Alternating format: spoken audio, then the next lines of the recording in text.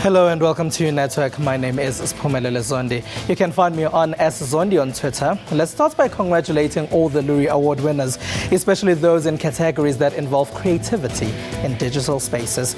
In today's show, we examine the world's first digital laser and its South African scientists who have developed it. You can follow us on SABC Network on Twitter, like us on SABC Network on Facebook, or simply send us an email. We are on newsnetwork@sabc.co.za. First, your social media and technology news.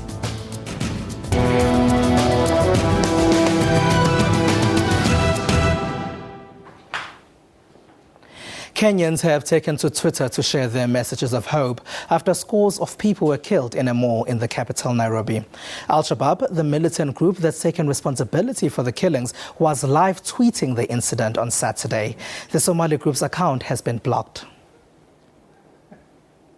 Last week we told you Al-Shabaab had started another Twitter account after the previous two had been blocked. The new account also no longer exists. This is because Al-Shabaab was using it to live tweet killings it's been carrying out in Nairobi's Westgate Mall in Kenya. The death toll in those attacks has been rising throughout Sundays. On the other hand, Kenyans have also used the same micro-blogging sites to share messages. They have started We Are One in One Kenya hashtags. This tweet reads, "We are now at 6,387 Kenyan shillings raised for hashtag Westgate tragedy victims." And this one says, "We shall always rise and defeat them again. Islam is not about killing innocent, it's about enhancing humanity." As they've done before, Al-Shabaab is likely to open another Twitter account. It's World Rhino Day. The World Wildlife Fund and some South Africans have been tweeting about it. They created a hashtag that's been trending for about a week now. They believe this will help them create awareness about the huge problem of rhino poaching. Producer Lebo Sejake tells us about their efforts. According to the Wildlife Environment Society of South Africa, over 600 rhinos have been killed for their horns during the course of this year. Those horns end up as potions sold in parts of Asia. In Vietnam, for example, the use of a rhino horn is a status symbol. But that status comes at a huge cost for South Africa. The Worldwide Fund South Africa says its new Twitter campaign will assist in its fight to save the 5 rhino species and also raise awareness on poaching. We have this huge campaign. We try to make it a global campaign. I am for rhinos, which is a hashtag on Twitter that we're using. We're tweeting. We're hoping the world is going to tweet back and show that they care about rhinos. It's all about rhinos for World Rhino Day. People have been tweeting back, even though WWF wants more to do the same. The hashtag has been one of the top 5 trending tweets in South Africa for much of the last week. We are trying to raise 1 million tweets for rhinos. We are getting there, and we have had some amazing support. Some South Africans have been pretty vocal on the matter and are actively using microblogging sites to share their rhino poaching disapproval. I've done about 1,400 tweets so far. I know about the hashtag I'm for rhinos. It's something I saw on Twitter. It's been trending as well, so I decided to jump in as well and just also lend in some of my tweets. For me, it's about making sure that we actually have rhinos left in South Africa in the future, because I was quite horrified to learn that Vietnam ran out of rhinos in about 2010. South Africa has arrested about 200 rhino poachers this year so far. The South African government is constantly engaging governments from Asia to educate their citizens about and against rhino poaching. Lebo Sejake, Network. South African social network Mixit has a new CEO. Francois Swart has been acting in this position since the departure of Alan Nott-Craig in 2012. Prior to that, he was the chief financial officer at the company. Mixit currently boasts 7.4 million users. The South African Broadcasting Corporation has refuted claims by a new pay TV digital platform that it will have SABC channels on its platform.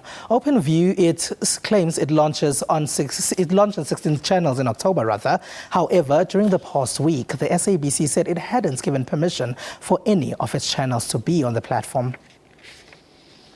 Last week, Platco Digital announced it's going to launch a free-to-air satellite TV station, and it's calling it OpenView HD. The 16-channel service is expected to launch on October 15, and OpenView HD says SABC 1, 2 and 3 will be among these channels, but the public broadcaster says this is untrue.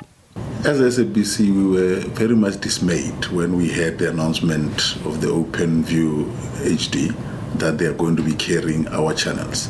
And we want to say it clearly to the public of South Africa that there is no arrangement or agreement between that channel and the SABC.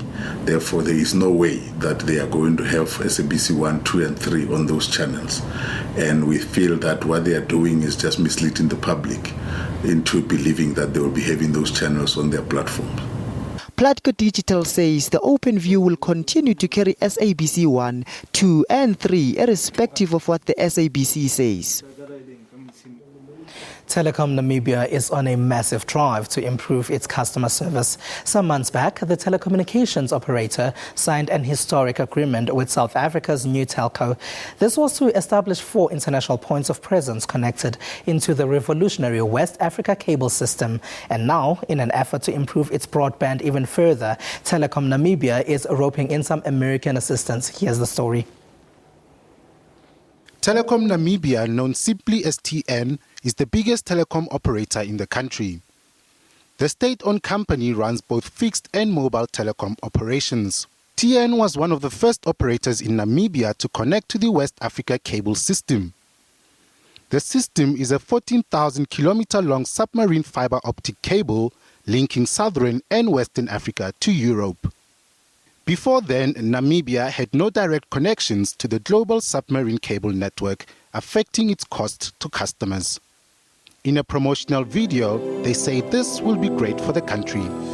Government, as the ultimate investor in this cable, has the vision to be able to access high bandwidth in order to provide this to the community and to the population of Namibia, because without bandwidth, some of these ambitions will not be possible. Recently, TN announced its deal with the American-based Zone Technologies to roll out quality service to its residential and business customers in Namibia. The result will be advanced fixed-line voice and broadband services. This could only mean great news for TN subscribers. The top 10 candidates for the South African IT Personality of the Year award have been announced. This award is aimed at recognizing and celebrating outstanding talent, leadership, vision, and commitment of individuals and organizations within the ICT industry. Candidates range from heads of big technological companies to university lecturers. The ceremony is in its 34th year. It's a line you've heard over and over again. The smartphone maker Blackberry is struggling. The company once boasted a global staff complement of close to 20,000 employees. On Friday, Blackberry once again announced a massive job cuts worldwide plan. Blackberry employees all over the world are nervous, and so they should be. Blackberry Limited warned on Friday it expects to report a huge quarterly operating loss this week of around 10 billion rands. This is a loss of the quarter ended August 31st due to write-downs and other factors. As a consequence, the smartphone maker will cut more than a third of its global workforce. This was once a 20,000-strong workforce that spanned the world. By March of this year, 7,000 jobs had been lost over the recent years. And now a further 4,500 jobs are to be cut in one go. The once dominant smartphone maker will be left with just a little over 8,000 employees to help bring it back from the brink. Following the news, BlackBerry's shares were sent into a tailspin. The company has sailed off a cliff. Who wants to commit to a platform that could possibly be shut down? The Tokyo Game Show is one of the largest gaming expos in the world. This year, Sony got all the attention, and it seems it was just for the right reasons. This year, the Tokyo Game Show attracted 352 companies from 33 countries. The gaming environment was totally immersive, and you were surrounded by the game environment wherever you looked. But on the opening day, all eyes were on the upcoming and much talked about Sony PlayStation 4. So eagerly awaited is the PS4 in Japan that the pre-orders here totaled 1 million as of August. And it seems for some, the long wait for February 2014 will be worth it. It was really fun. I moved around and it was as if it was real. It felt like a new type of entertainment. It was really fun. Sony also displayed the latest version of its head-mounted display, the MHZ T3. It can connect to any device with an HDMI port, which includes next-generation consoles and even smartphones. The Tokyo Game Show ended on Sunday. Let's take a quick break now. It's SABC Network on Twitter and Facebook.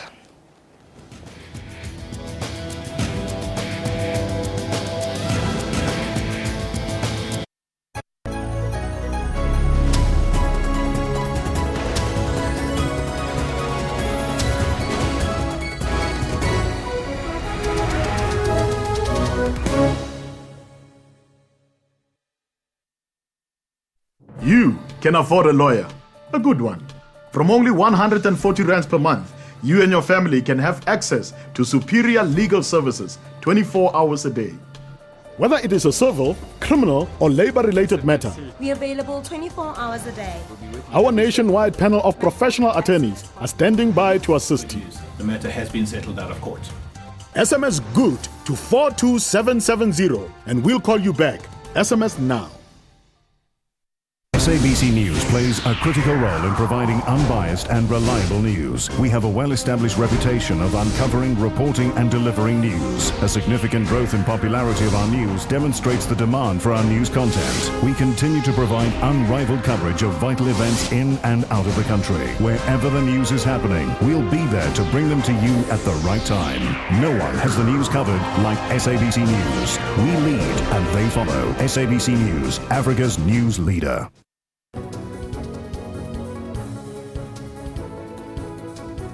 Good afternoon, you're watching the news at 1. In the headlines, thousands gathered to commemorate the first anniversary of the Marikana massacre. The ANC and the National Union of Mine Workers are boycotting the anniversary. Zwelinzima Vavi was a target of this conspiracy. There is no political conspiracy even on this matter. That's News at 1. Weekdays at 1 p.m. on SABC News, Channel 404.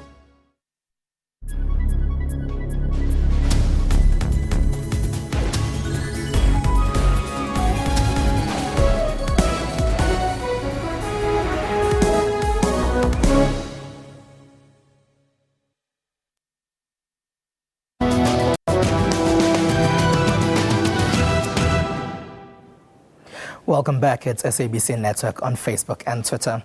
Now, Microsoft South Africa is calling on all small black-owned software businesses to be part of their equity equivalent program. The racial bias is important to comply with the country's laws, which are trying to correct the wrongs of the past. South Africa's apartheid laws prohibited black people from getting into certain professions. Therefore, there still aren't enough black people who are software developers. This equity equivalent program, it is part of our drive to comply with the BEE laws of South Africa. And as such, we have a bias towards black-owned companies. So you have to be a majority black-owned company first and foremost. The EEP program has already seen 5 companies grow. 2 of these are women-owned.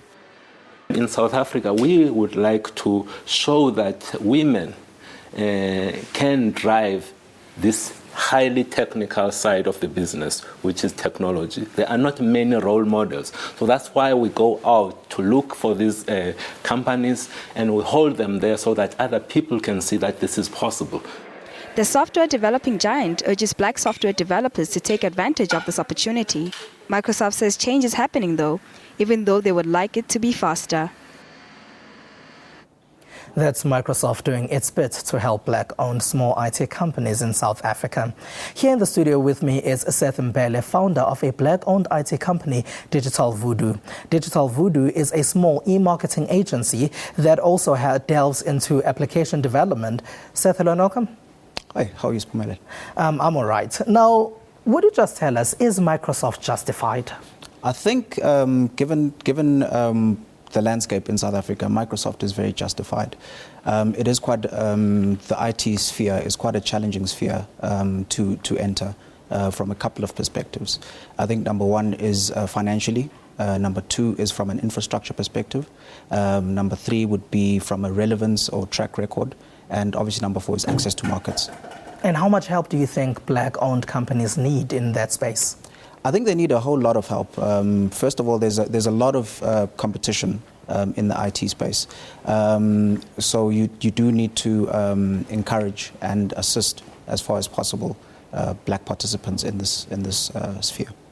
All right. And how difficult was it for you? For me, I think it was quite challenging. Number one, you've got a big idea that you're trying to sell to the banks. They don't necessarily believe, because you don't have a track record, they don't believe that you can do what it is that you're promising your clients. Obviously, when there's no money, there's no infrastructure, there's no staff, there's no, and it starts falling apart there. So for us, it was quite challenging, where we literally had to go from client to client, hand to mouth, kind of do the job, deliver, pay staff, pay overheads, and try to grow and expand as it goes along. So such an assistance would be incredibly helpful to someone trying to do what we're doing. Tell us about that start. The start was basically in 2007, where we were engaging with a couple of clients. And funny enough, it was in the offshore space. We were based in Durban, and we were servicing clients in London and New York, kind of doing all of the overflow work in terms of development and programming.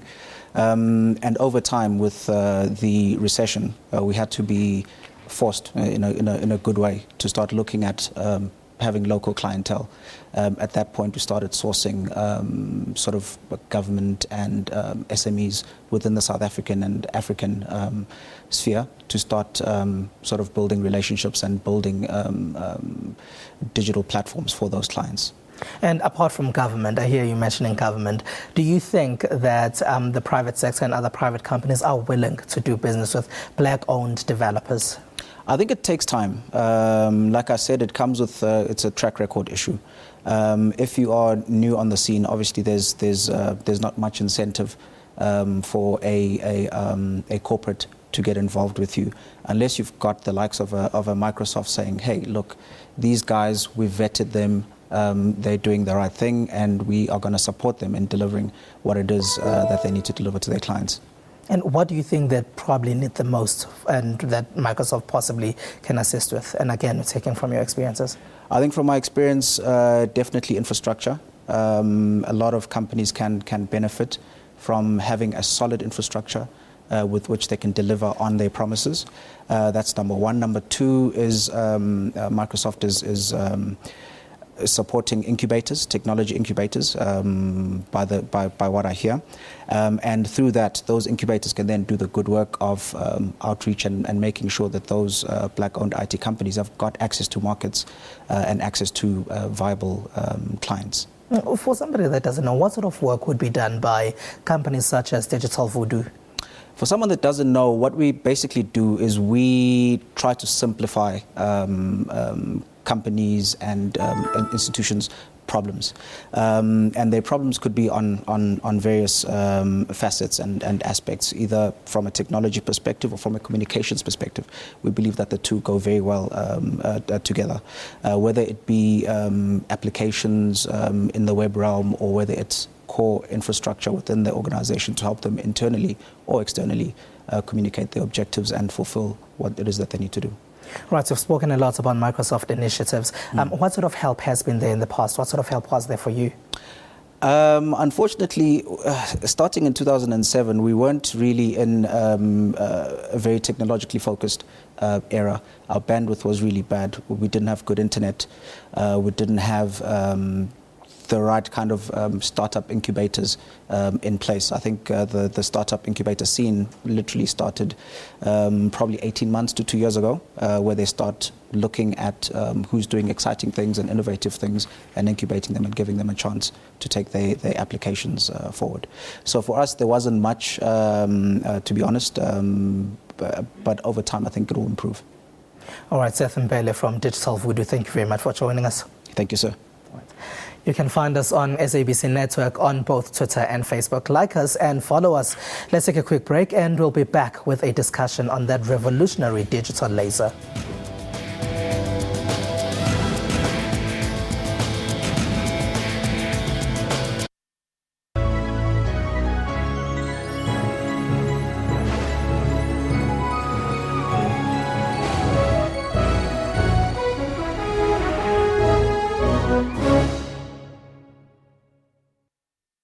very difficult for you to mention the EFF. You say them, you say those. Because it's none of my business, so I'm not going to mention them because it's another political party that is contesting space like the ANC. That's Question Time, Monday to Saturday, Channel 404.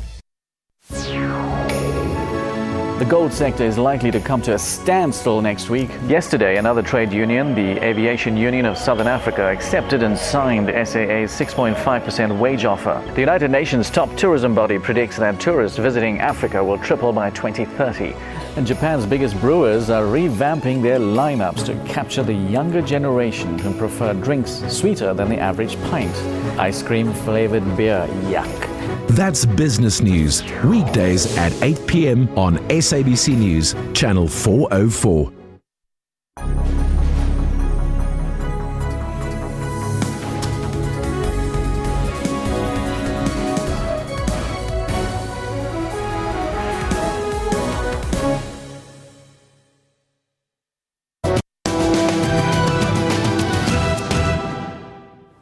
South African scientists have developed the world's first digital laser. The Council for Scientific and Industrial Research, CSIR, says the laser could change the way we use communication technology and manufacturing tools. To discuss this breakthrough, we are joined by Professor Andrew Forbes, Chief Researcher and Research Group Leader at CSIR's National Laser Center. Hello and welcome. Thank you very much. All right, so now tell us a bit about this laser. What can it do? What can it do? It differs from traditional lasers in the sense that historically, for the last 50 years, lasers have been designed with two fixed mirrors. So a laser is really just a box with two mirrors, and the light bounces back and forward between these mirrors. And what we have done is to take away one of those mirrors, which was static, prefabricated, therefore making the laser predetermined, and putting in its place a liquid crystal display, the same as you have as your television set at home. And what that does, it allows the laser to dynamically change its properties. So with the click of a button, you have a changed performance, a changed shape out of the laser, digitally addressed. You can think of it now that you can, on demand, decide what properties you want your laser to have. How did the idea come about? Sure. Science is a long-term investment. We started this about 2 to 3 years ago. Historically, my group have been working in two disparate fields. One is technically called digital holography, and really what that means is doing holographic displays, much like you see on your credit card, little holograms, but digitally, so we compute the hologram. And that's one field, and the other was designing custom lasers for industry, for the military, for some telecoms. And what we did was, we put the two fields together. We said, why can't we do that type of holography, but inside the box, inside the laser? And so when you bring digital holography together with novel laser systems, you get a digital laser.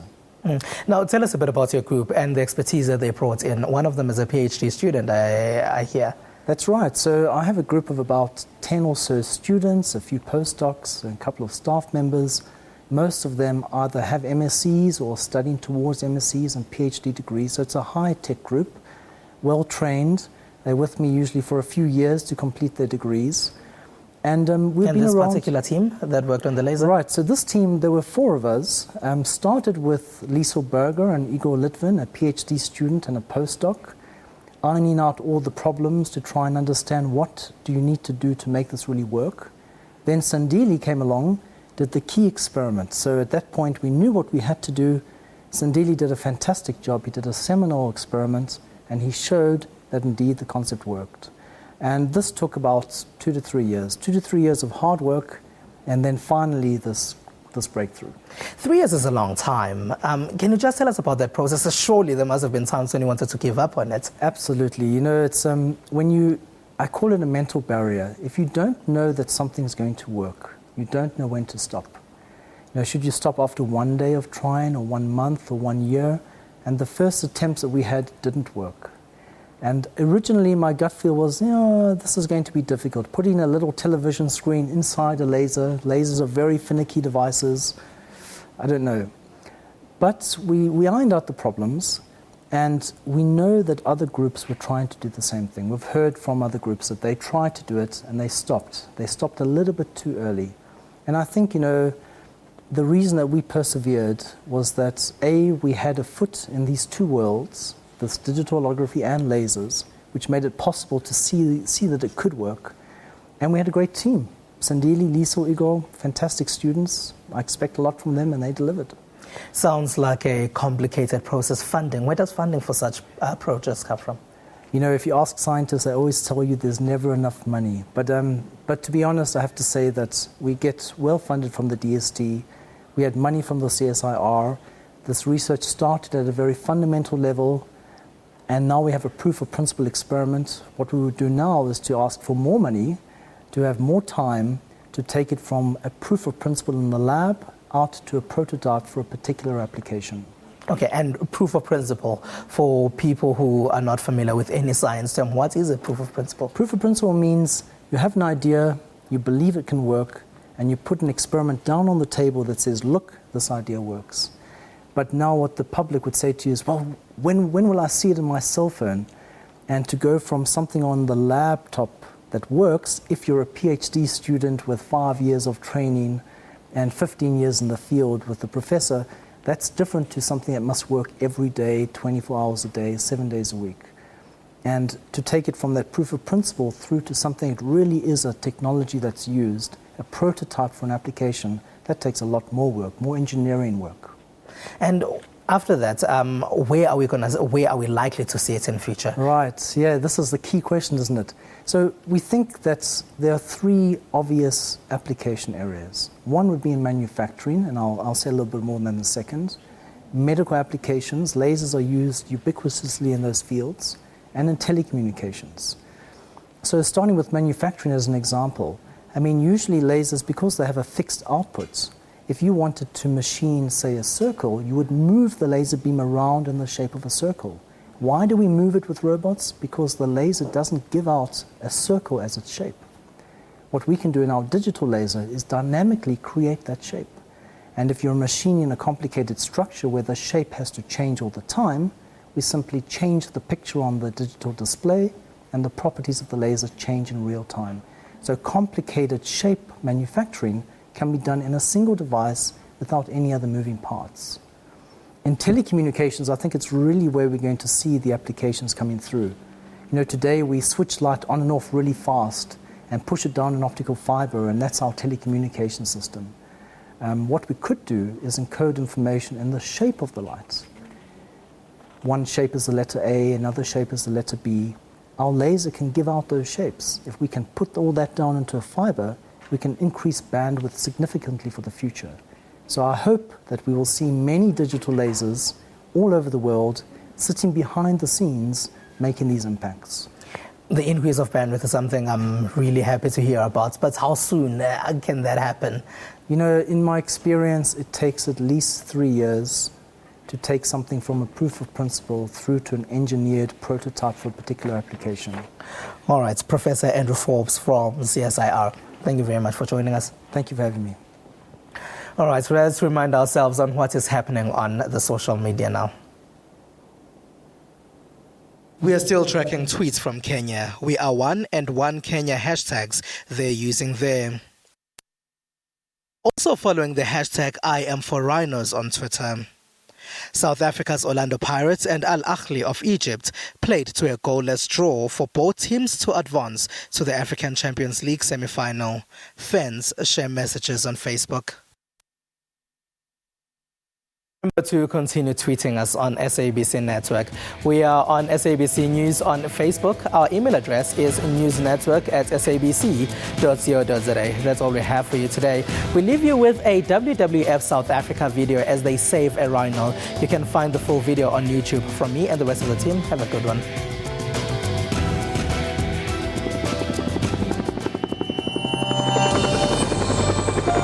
Black rhino and rhinos generally are under huge pressure. We really have to fight for them. If they don't have champions, they're doomed to disappear.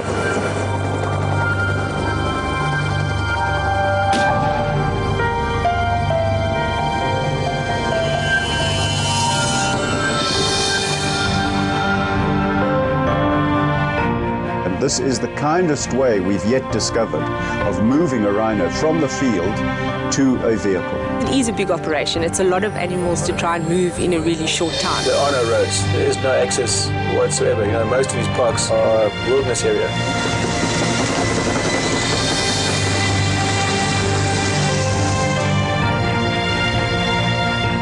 The WWF Black Rhino Range Expansion Project aims to boost the growth rate of the black rhino populations of South Africa.